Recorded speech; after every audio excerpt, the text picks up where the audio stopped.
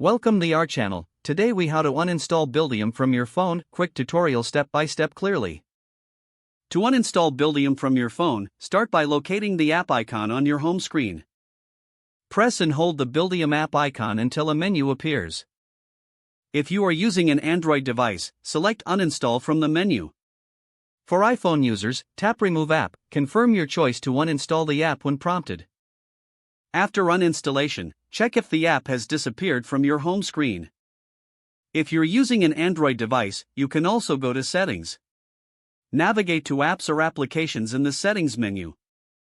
Scroll through the list and find Buildium. Tap on Buildium, and then select the Uninstall option. For iPhone, you can also access the App Store. Search for Buildium to confirm it's no longer installed. Keep in mind that uninstalling the app will remove it from your device. You can always reinstall it later if needed. If the page does not load, refresh the browser or try again in a private or incognito window. Make sure you are using the correct email address, then retype it carefully to avoid small typos. If your password is not accepted, use the reset option and create a new strong password you can remember. Check your spam folder for verification or security emails, then complete any requested confirmation steps. Enable two-factor authentication if available to improve account security and reduce unauthorized access risk. After signing in, review your profile details so your contact information and settings are accurate and current.